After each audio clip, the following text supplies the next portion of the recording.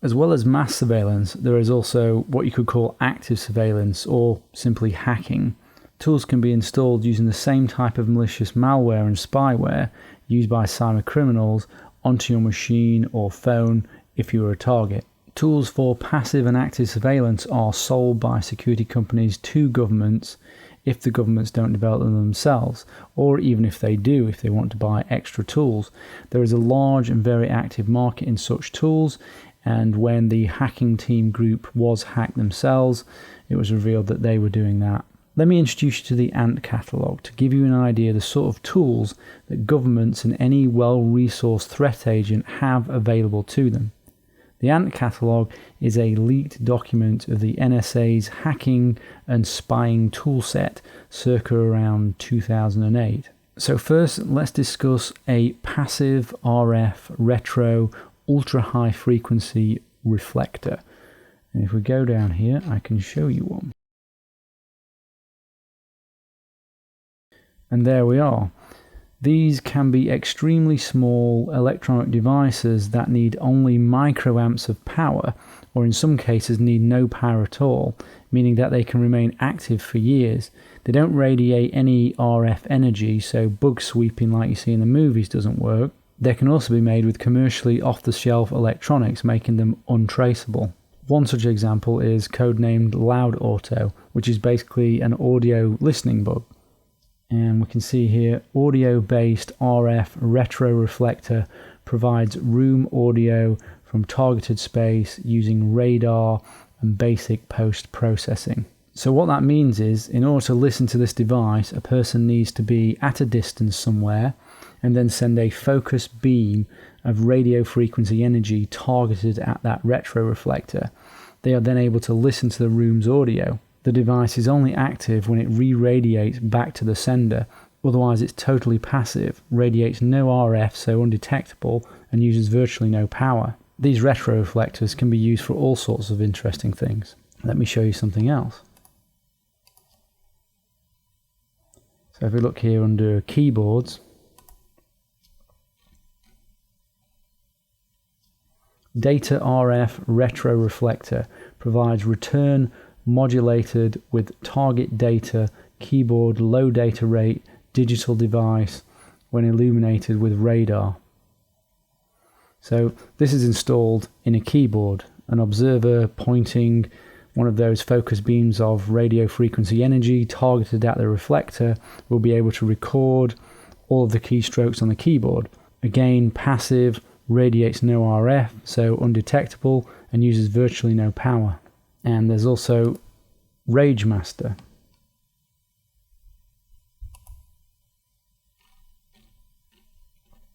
RF retro reflector that provides an enhanced radar cross-section for vagrant collection. It's concealed in a standard computer video graphics array VGA cable, which you can see there, between the video card and video monitor. It's typically installed in the ferrite on the video cable. So they can watch what you're doing on your monitor. Again, you can see how tiny this thing is. Passive, radiates no RF, so undetectable, and uses virtually no power. Obviously, these things need to be installed, and this process is called interdiction, which means the devices are placed in physically before you get them or after. But even if you're not a target of specific interdiction, you are a target of general interdiction. So for example, there is JetPlow, which is here. JetPlow is a firmware persistent implant for Cisco PIX series and ASA firewalls.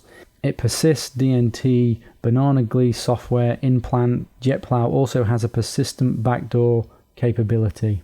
DNT, by the way, is a contractor to the NSA that provides other hacking tools. If you're not aware, firmware is a physical chip on the device. So in this case, it's a physical chip on this router or firewall. Firmware persistence means it will survive a reinstall of the operating system. It can be considered a firmware rootkit. So what this is showing us here is documented evidence that Cisco and Juniper devices, which are really the backbone of the internet that we use, are compromised. and will be used for surveillance. If you're wondering about the strange code names, 2 letters are assigned to a project randomly, like BG, and then a human creates a name, so you end up with Bananagly or something strange like that. But strange names like that do help people remember them. Let's have a look at some of the other interesting ones.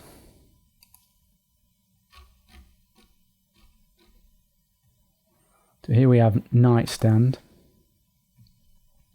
an active 802.11 wireless exploitation injection tool. So that's Wi-Fi for payload exploit delivery into otherwise denied target space. Nightstand is typically used in operations where wired access to the target is not possible. So that's basically a Wi-Fi cracker. And interestingly, leaked emails have exposed plans by a hacking team and a Boeing subsidiary to deliver spyware via drones for sale to government agencies, which would essentially be this device on a drone. So there are ways to counter this though, which we'll go through as part of the course. Another interesting one is Irate Monk.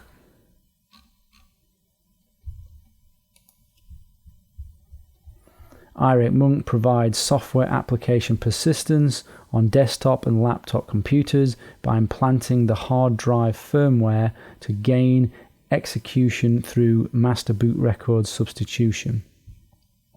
Again, that means total persistence. So if they get access to, or if this is installed on your machine, then formatting the hard drive, reinstalling the operating system, none of that's going to help. None of it's going to shift it. It's going to be virtually impossible to detect. The only thing that would work in this case would be to actually throw the hard disk away. But obviously, if they have tools like this that are implanted in the firmware of the motherboard, then you'd have to throw your entire computer away to get rid of this type of malware. Another interesting one is Monkey Calendar.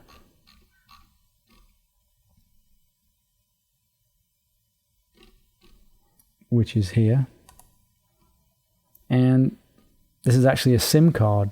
So you may not be aware, but SIM cards can actually issue commands to your handset. So this is a SIM card that issues commands to your handset and then sends out SMS messages informing what you're doing and your location and whatever else other information that they desire. And the last one that I'm going to show you that's interesting is Candygram. Mixed GSM cell tower of a target network capable of operations at 900, 1800 or 1900 megahertz. Whenever a target handset enters the Candygram base station's area of influence, the system sends out an SMS through the external network to registered watch phones. So this is a fake base station. They will set up as Vodafone and then monitor and track you and hack you through it. And these are from circa 2008, 2009. Imagine what they might have now. If your government is an active threat agent to you, or anyone of sufficient means, motive and opportunity, then I hope you can see that if you are a target, the only way to be anonymous online is to be anonymous offline as well. And we'll talk more about this later as we go through the course. You can see that there are also hobbyists who are recreating these tools based on what they've seen, and we're also working on similar tools. So here you can see here is a Wi-Fi hacker. You have retro reflectors, active radio injection, hardware implants, passive radio interception. So there's no reason why highly resourced criminal organizations and hacking groups won't be utilizing such tools going forward. For further information on NSA and 14i spying, check out the video Through a Prism Darkly. For general information on CIA hacking tools, look at WikiLeaks Vault 7 and 8, and generally look at WikiLeaks for government spying type information. The Intercept is also a good place for scoops from time to time on information about what's going on in terms of government spying. Note, use good judgment with all these resources I'm pointing to. to evaluate what you read, though. Some will be true, some speculative, and some just inaccurate. And to conclude, there's no secret at all that well-resourced governments are spying and hacking on everybody to gather intel. There have been leaks about the likes of the US and the UK, but countries like Russia, we haven't seen many leaks yet, but they are engaging in serious cyber warfare against their adversaries, the US, the UK, the Ukraine, and messing around with elections. Our governments are in a cyber war that seems to be getting more and more heated, and us citizens are in the middle of it.